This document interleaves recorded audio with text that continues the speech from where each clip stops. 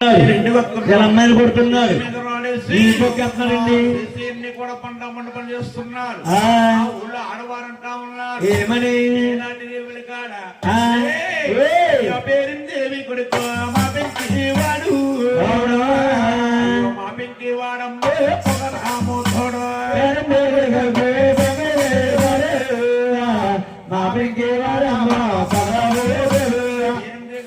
పెళ్లిడికి ఎదుకొచ్చాడు అవును ఈనాడు కాలంలో తగనుడి కన్ను శుభోదయంగా పెళ్లి చేస్తే రాజ్యం ఏదో తల్లి ఎలుగుంటా అన్నారు మాటలాల కింద కరుణాతల వారి పేరుందేమి అందులో పెద్దవాడు గోవిందరాజుకి తాగేస్తుందండి ఎలాగా అందరిలో పెద్దవాడు గోవిందరాజు కుమారు ఒక్క మాట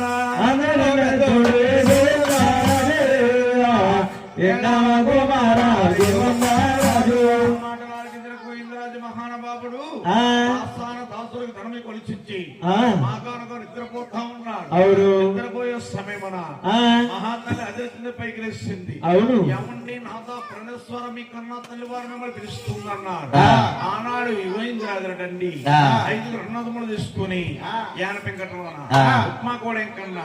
వెన్నపూడ ఇంకన్నా వెన్నాడ రంగనాయకుడు గారు 5 అన్నదమ్ములు తీసుకుని కన్నా తల్లి వారి దగ్గరకు వచ్చారు కన్నా కొడుకులు వచ్చారు కన్నా తల్లి పేరుందేవి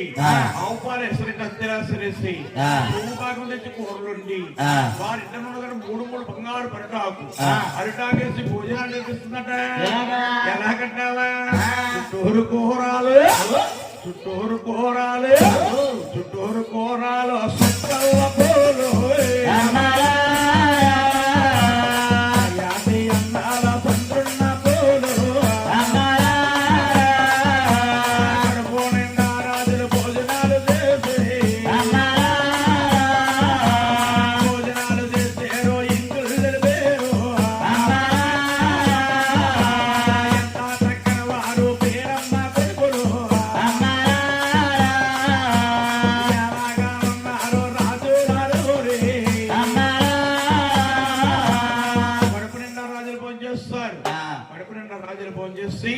మహానవర కన్నా తల్లి వారితో అంటున్నారు ఏమని మా మమ్మల్ని పిలిపించిన పనులు వినిపించమన్నారు బాబు గోవిందరాజు